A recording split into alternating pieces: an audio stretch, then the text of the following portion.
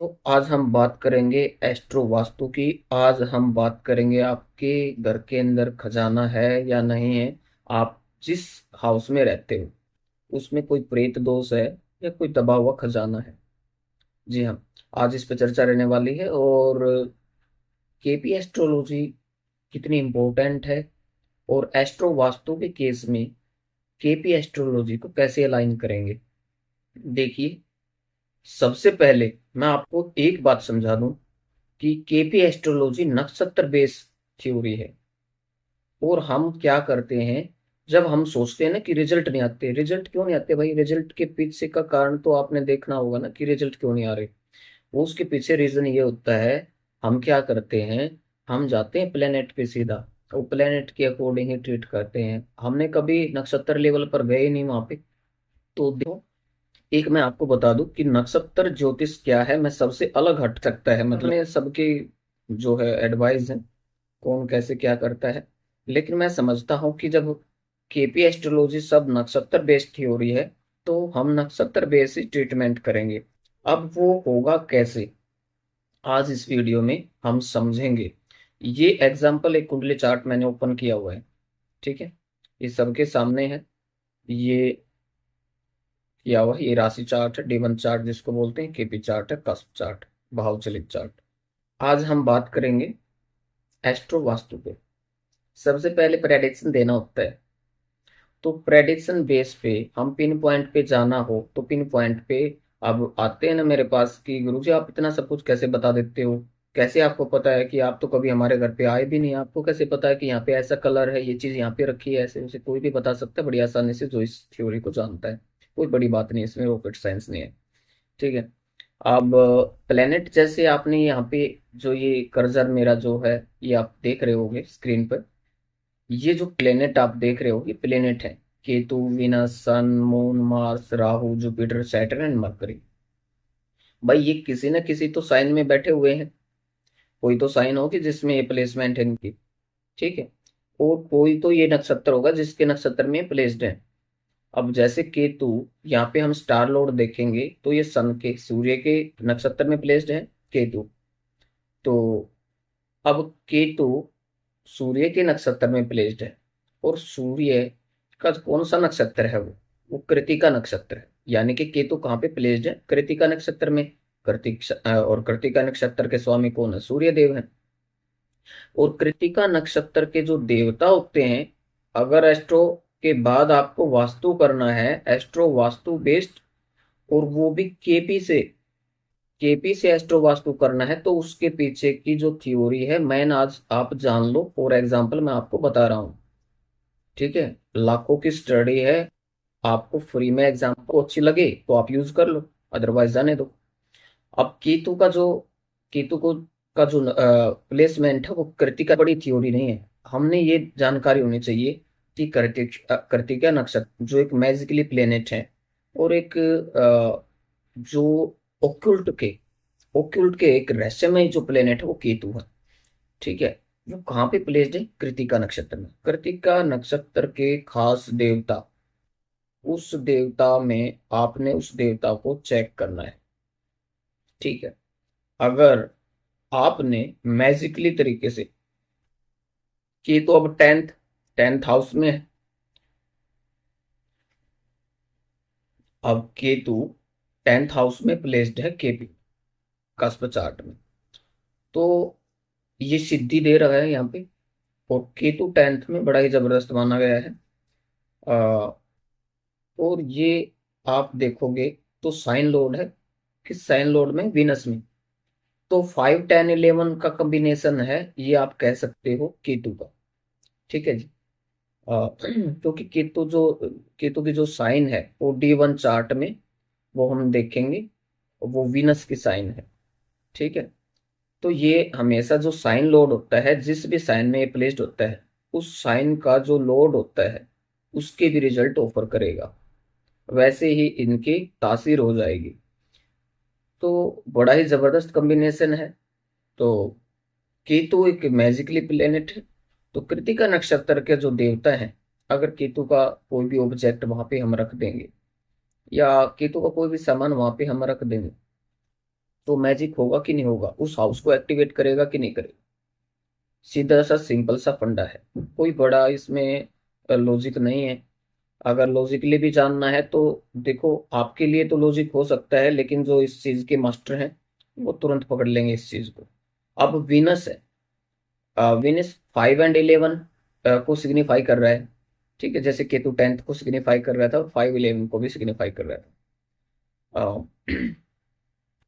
अब केतु ही है जो साइन लॉर्ड के जो रिजल्ट देगा। अब विनस जो है वो खुद के रिजल्ट अपने देगा 5 और 11। और इसमें अनटेनेंटेड प्लेनेट जो विनस है, 5 11 जबरदस्त प्लेनेट है। अब विनस को मेरे तो संजीवनी भी कहा गया है, और विनस के पास ही वो पावर है जो मरे हुए को जिंदा कर सकती है। 5 क्या है, ब्लेसिंग है। 11th है, विश फुलफिलमेंट है। तो ये बेस्ट कॉम्बिनेशन हुआ विनस का। तो अगर हमने इसको एक्टिवेट करना हो तो अनुराधा नक्षत्र में, क्योंकि ये प्लेस्ड है, तो उस अनुराधा जो नक्षत्र है उसका कोई तो देवता होगा। घर के अंदर कोई तो देवता होगा, 45 देवता हैं, उनमें कोई तो देवता होंगे अनुराधा नक्षत्र के। अगर वहां पे हम विनस के ऑब्जेक्ट अप्लाई कर देते हैं, तो आप ये कह सकते हो कि उनके लिए जिद बेस्ट होगा, 5 11 उसका एक्टिवेट हो जाएगा। और ये तो अनटेनेंटेड है, ये हमेशा रिजल्ट देने के लिए रेडी रहेंगे। कोई भी अगर एस्ट्रो वास्तु कैसे वर्क करता है, अब जैसे किसी को एमडी महादशा बैड चली हुई है, मान लो कि 12th हाउस या 8th हाउस को सिग्निफाई कर रही है वो नक्षत्र लेवल पर, तो क्या करेंगे वहां पे विनस, क्योंकि अनटेनेंटेड प्लेनेट 5 11 है ना, तो वहां पे विनस के ऑब्जेक्ट उस प्रॉपर एमडी लॉर्ड की डायरेक्शन में एमडी लोड की डायरेक्शन में प्रॉपरली हम उस विनस के ऑब्जेक्ट को वहां पे प्लेस्ड करवा देंगे। तो वहां पे जो नक्षत्र लोड जो एट्थ एट्थ और 12th हाउस को सिग्निफाई कर रहा था, वो अपने रिजल्ट को वहां पे नेग्लेक्ट कर देगा, और 5 और 11 वहां पे एक्टिवेट हो जाएगा।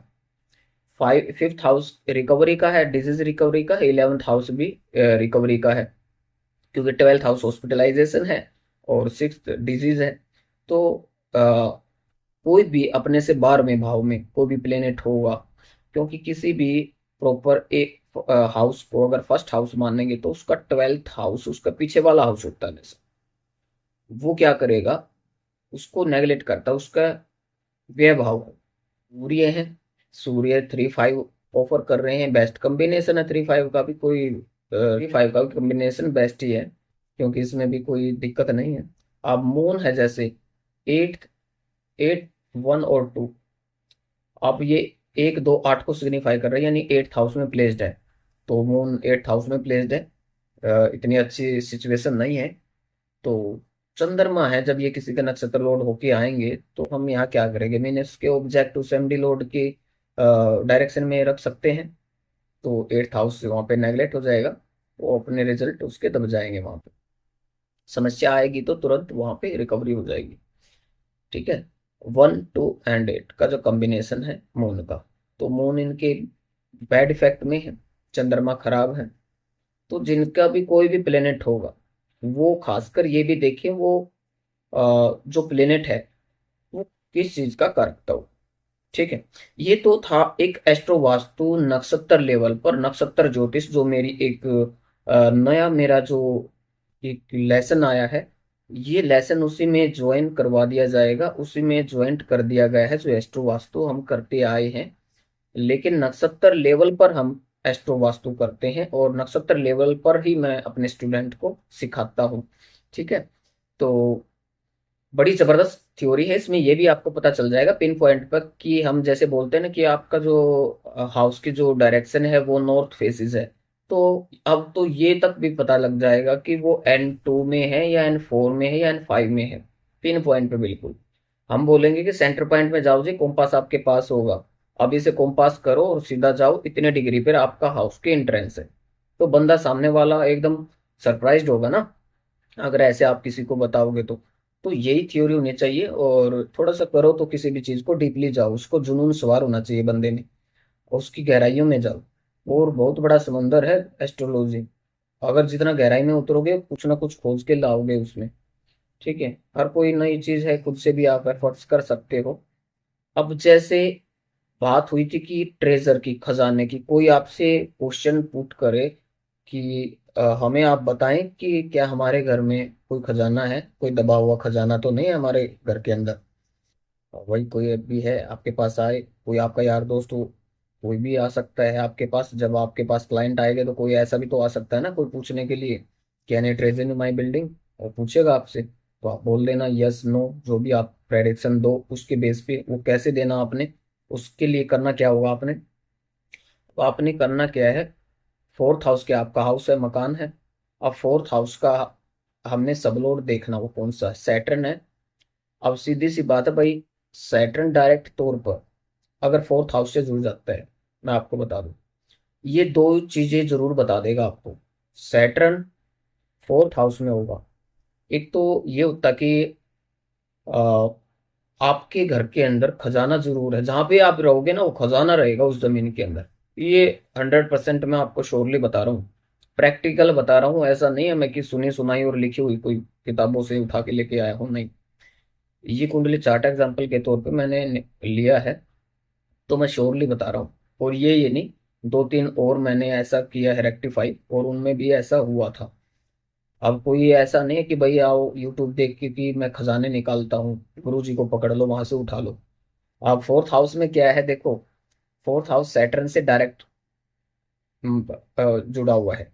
तो सैटर्न जब फोर्थ हाउस से डायरेक्ट जुड़ा होता है ना, तो उस वो जो व्यक्ति है, जिस भी मकान में, जिस भी बिल्डिंग में वो रहेगा ना, उसमें दबा खजाना जरूर मिलता है, 100% मिलता है, श्योर है। ठीक है। अब ये कहें कि भाई ये हॉन्टेड हाउस भी हो सकता है, बिल्कुल हो सकता है। देखो, एक तो दबा खजाना है, सीधी सी बात है, वहां पे सैटर्न क्या है, ओल्ड है ना, पुराना खजाना कोई। भाई सैटर्न क्या है, सैटर्न ओल्ड एज के जो आ, आ, किसी भी चीज की ओल्ड एज को दर्शाता है। वो कोई व्यक्ति हो या फिर कोई कंस्ट्रक्शन टाइप, जैसे सैटर्न मकान का कारक भी है एक तरह से। तो वो फोर्थ हाउस, अब जब उसको, जब फोर्थ हाउस का सबलोड सैटर्न हो जाए, तो उस कंडीशन में, इस कंडीशन में, इस सिचुएशन में, ये डेफिनेटली आपको श्योरली ये बता रहा है, चीख चीख के बोल रहा है कि आप जिस जगह पे आपने मकान बनाया है, आप रह रही हो, उसके नीचे कोई पुराना तहखाना, पुरानी कोई बिल्डिंग दबी हुई है। कोई पुराने महल हवेलियां हुआ करती थी, उनका कोई खजाना वहां पे नीचे दबा हुआ है। ठीक है जी। तो ये श्योरली है। अब इस चीज को जानने के बाद ऐसा नहीं है कि आपका भी फोर्थ हाउस का सैटर्न हो और आप खोदना स्टार्ट कर दो, ऐसे नहीं होगा। एक बार राय जरूर ले लेना, मेरे से पूछ लेना। पूछने के कोई आपका ज्यादा पैसा नहीं लगेगा, ठीक है, नॉर्मली तरीके से। वो ज्यादा कंडीशन खराब हो जाएगी आपकी, तब अपने आप ही आप खुद के गुरु बन के चलोगे। ठीक है। तो एक बार पूछ लेना, जो मेरे जो दर्शक है वो जो देख रहे हैं, यूट्यूब देख रहे हैं, तो उनके लिए मैं बता दूं। अब फोर्थ हाउस का सबलोड तो होगा, आपने जान लिया कि भी सैटर्न है, तो जरूर है, ये शो कर दिया। लेकिन क्या ये आपको प्राप्त होगा कि नहीं होगा, ये क्या, कौन सी चीज आएगी, ये सैटर्न का नक्षत्र लोड बताएगा। अब सैटर्न जिसके नक्षत्र में होंगे, अगर वो उसका नक्षत्र लोड कर रहा है, तो आपके पास आप आराम से निकाल लेना, कोई दिक्कत नहीं आने वाली।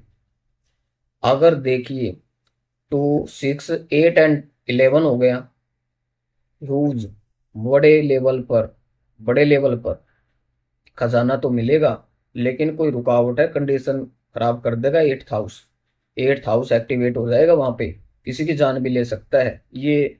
ध्यान में रख के चलें ऐसी चीजों को। ठीक है। अब ये कथा, कहानियां सुनी होंगी पुराने की, भाई हमने वहां पे खुदाई शुरू की थी तो खजाने के ऊपर एक सांप बैठा हुआ था, ये वो, ऐसा कुछ, मतलब हमारे साथ एबनॉर्मल घटनाएं घटी।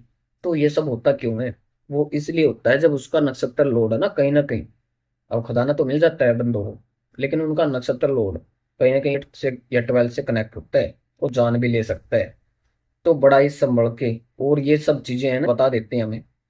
अब वो काफी ओझा पुजारी ऐसे बैठे हुए हैं, उनको एबीसीडी तो पता नहीं, एस्ट्रोलॉजी का ज्ञान तो है नहीं, बस अपनी तंत्र मंत्र की, उनके पास तंत्र भी असली नहीं होता, सच पूछो तो। संतों की मैं कहता नहीं, क्योंकि संत का जो 159 और जो 12 का कॉम्बिनेशन होता है, वो तो संत टाइप होते हैं, उनको कुछ नहीं लेना देना नहीं होता। वो इस सभी मतलब माया से दूरी रहते हैं, वो माया के चक्कर में पड़ते नहीं। हाँ, तांत्रिक लोग होते हैं काफी, वो कहते हैं कुछ इधर उधर से, कुछ बनावटी तांत्रिक होते हैं, और कुछ रियल में जो तांत्रिक होते हैं उनकी अपनी माया होती है, वो किस तरीके से निकालते हैं। लेकिन हमारे पास जो माया है वो ये है, मैं आपको बता दूं। ठीक है। अब अब कोई पूछे कि भाई ये हॉन्टेड हाउस तो नहीं है, भाई सीधी सी बात है, हॉन्टेड हाउस हो सकता है अगर राहु का, सैटर्न का और या मार्स का जब फोर्थ हाउस से कनेक्शन हो जाता है। ठीक है। और एट्थ हाउस का सबलोड भी, अगर वो राहु हुआ, सैटर्न हुआ या मार्स हुआ और वो फोर्थ हाउस में प्लेस्ड हो गया, तो सीधी बात है वहां पे घटनाएं घट सकती हैं भूत प्रेत वाली। ठीक है, आपको कुछ भी एबनॉर्मल घटनाएं घट सकती है। कुछ ऐसी चीजें होंगी जो बिल्कुल अलग होंगी, आपको मतलब कि ऐसा है ना, किसी एस्ट्रोलॉजर ने बताई है, ना कोई ओझा पुजारी बताता है ये सब चीजें। वो किसी भी रूप में हो सकती है वो चीजें। वो एक चिड़िया के रूप में भी हो सकती हैं, वो एक किसी मतलब कोई भी पक्षी के रूप में हो सकती है, किसी जानवर के रूप में भी हो सकती हैं। और वो मैजिकली तरीके से वर्क करेंगी वहां वो चीजें। वो आएंगी या जाएंगी, आपको दिखेंगी तो कुछ ना कुछ नेगेटिव पॉजिटिव घटेगा आपके साथ लाइफ में। ऐसा नहीं कि कुछ होगा नहीं, मतलब प्रैक्टिकली वो दिखाएंगे कि भाई मैं हूँ, एहसास करा देंगे आपको अपने होने का। ठीक है जी। अब ये घटनाएं होती कैसे हैं, अब आप देखना ध्यान से, जिनका भी अगर ऐसा कोई भी कॉम्बिनेशन बन रहा हो, भी मतलब ब्लैक नेगेटिव टाइप में कोई भी जानवर होगा, या पक्षी की टाइप में हो सकता है, या वहां पे वो घर कर लेगी वो चीजें, वो अपना मकान वहां पे बना लेंगी कैसे भी करके। जैसे चिड़िया के रूप में होते हैं, घोंसला वहां पे अपना बना लेंगी वो, और वहीं पर रहना स्टार्ट कर देंगी। वो डायरेक्शन क्या है, वो डायरेक्शन जो भी है, जिस हाउस में जिस डायरेक्शन में जो प्लेनेट D1 चार्ट में प्लेस्ड होता है, उसी डायरेक्शन में वो सब चीजें मिलती हैं। ठीक है, ऐसे देखना होता है। अब खजाना कहाँ मिलेगा, किस डायरेक्शन में मिलेगा, तो डायरेक्शन भी कंफर्म बिल्कुल एक्यूरेसी हो जाती है इसमें एस्ट्रोलॉजी से, कितने फिट पे और यहाँ पे ऐसे मिलेगा। ठीक है, कितनी मात्रा में होगा वो सब चीजें। अगर देखो कहीं 2 6 11 ना होके एट 8 एंड 12 का कॉम्बिनेशन हुआ, मैं बता रहा हूँ आप ना अच्छे से, क्योंकि आपके जो हाउस है ना हॉन्टेड हाउस है। मैं बता दूं एक बार फिर से आपको, वो हॉन्टेड हाउस है, उसमें आप ये कहो कि भाई, और देखो फोर्थ हाउस का सबलॉर्ड चाहे कोई भी हो, वो कोई भी प्लेनेट हो, वो थर्ड हाउस में प्लेस्ड हो, तो भी वो मकान ही छुड़वा देगा आपका। वो प्रेत बाधा होती है उसमें, 3 और 9 आ जाए ना, उसमें मिक्स हो जाए 3 और या 9, उसका कॉम्बिनेशन हो 3 और 9 का, फोर्थ हाउस का सब लोड 3 और 9 सब सिग्निफाई करे, तो भी हॉन्टेड हाउस ही होता है वो। ठीक है जी। जिनका ये कॉम्बिनेशन हो ना, थोड़ा देख के परख के और तब जाके कुछ ट्रीट करवा के तभी आगे बढ़े। मैं डरा नहीं रहा हूँ, लेकिन ये ऐसा होता है नेचुरली, ये योग होता है इसके। अब इसके पीछे कारण क्या होते हैं, वो कारण में जाएंगे तो काफी लंबी वीडियो बन जाएगी, कारण बहुत सारे होते हैं जी।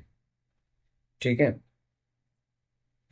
अगर देखो बाई चांस आप अगर किसी कमरे में हो और ये आपका हॉन्टेड हाउस है, तो आपको ऐसा लगेगा जैसे मतलब को कुछ दिखाई नहीं देगा, आपको आवाजें आएंगी भाई दौड़ने की, चलने की, या कभी टैप आपका ऐसा है कि भाई किसी ने टैप ओपन कर दिया, वो चल रहा है, आपका पानी टपक रहा है टैप से। ठीक है, मतलब कुछ ऐसे ऐसी घटनाएं होंगी, या कुछ आवाजें सुनाई देंगी, कुछ वो आपके मतलब कि जो फैमिली मेंबर है उनकी उसमें रूम में भी आवाजें आएंगी, कोई जैसे आपको आवाज लगा रहा है।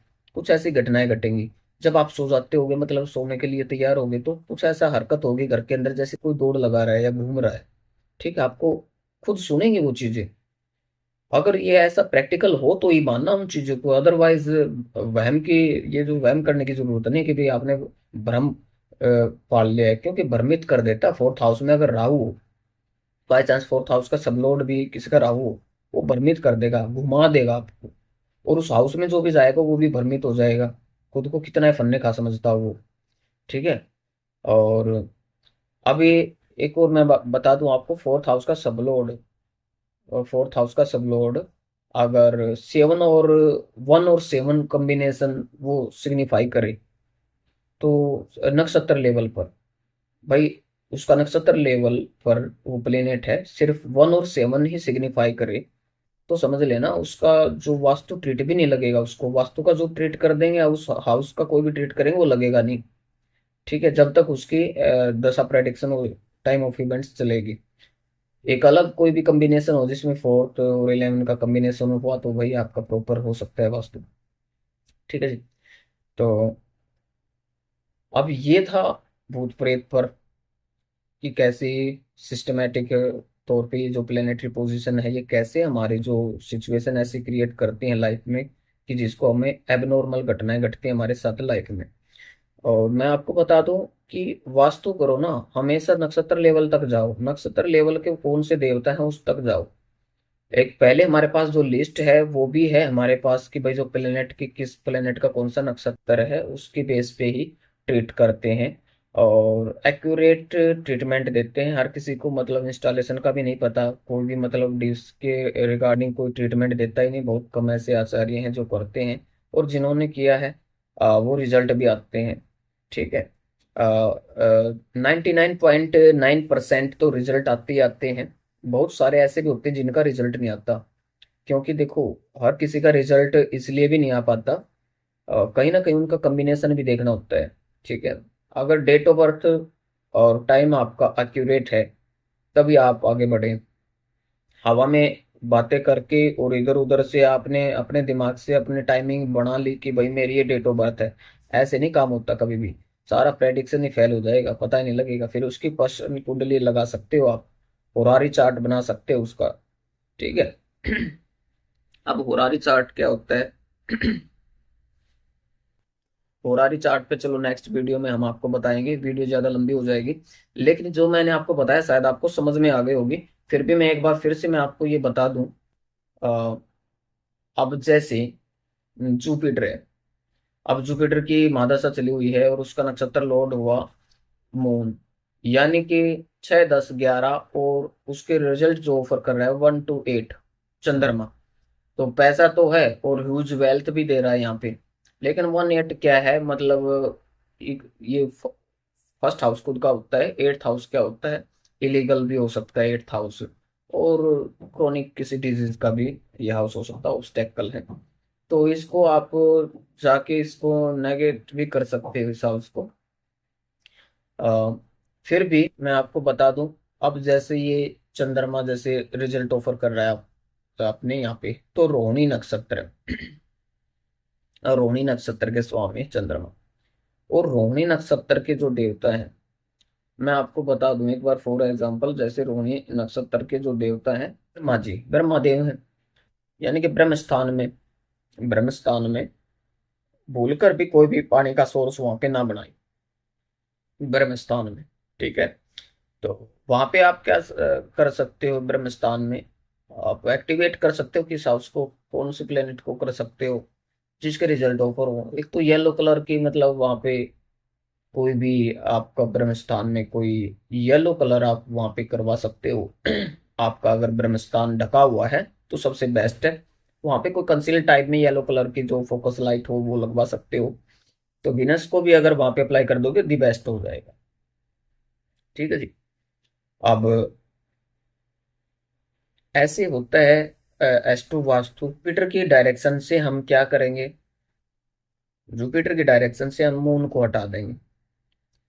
ये आप देख रहे हो ना, ये मून, हम जुपिटर की डायरेक्शन कौन सी, नॉर्थ ईस्ट है, नॉर्थ ईस्ट से हम मून के सभी ऑब्जेक्ट को रिमूव कर देंगे, वहां से प्लेस कर देंगे, हम विनस को प्लेस कर देंगे। ये हुआ विनस। अब विनस क्या, वहां पे 5 11 दे रहा है ना वहां पे, तो उसको एक्टिवेट कर देंगे वहां पे।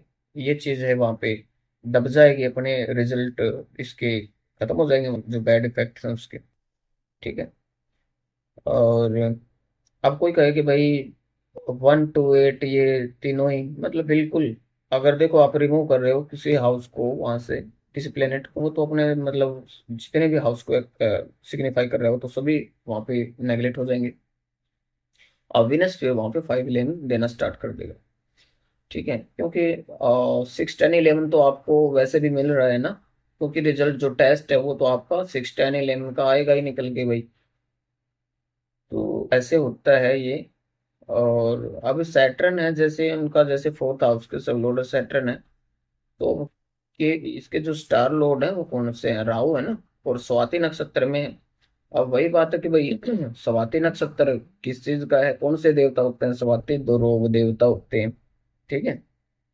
और N1 में जो डायरेक्शन है, N1 का जो जोन है, तो उसमें सैटर्न जो है, वहां पे आपका जो दबा खजाना या फिर कोई मतलब कि वो दोष भी आप उसको कह सकते हो, क्योंकि अ, ये जो कुंडली चार्ट से मैं बता दूं, ये किस हाउस को सिग्निफाई कर रहा है, 7 8 एंड 9, और फोर्थ हाउस में प्लेस्ड है, यानी कि 4 7 8 9 को सिग्निफाई कर रहा है ना। तो एट्थ हाउस से जुड़ जाता है, तो वहां पे वास्तु दोष भी बना देता है। तो कहाँ पे वास्तु दोष होगा, किस देवता में होगा, वो हमने देवता यहाँ पे देख लिया, ये चेक कर लिया, स्वाति नक्षत्र। भाई स्वाति नक्षत्र के जो देवता हैं वो रोग देव हैं। अब रोग देव यानी N1, यानी कि बंदे की सपोर्ट भी खत्म कर, जैसे जैसे समस्याएं आती है, एक देवता काफी समस्या देता है, और उनकी जो समस्याओं के आधार पर हम उसको ट्रीट करेंगे। ठीक है जी, आज के लिए बस इतने ही, मिलते हैं नेक्स्ट वीडियो में किसी नेक्स्ट टॉपिक के साथ।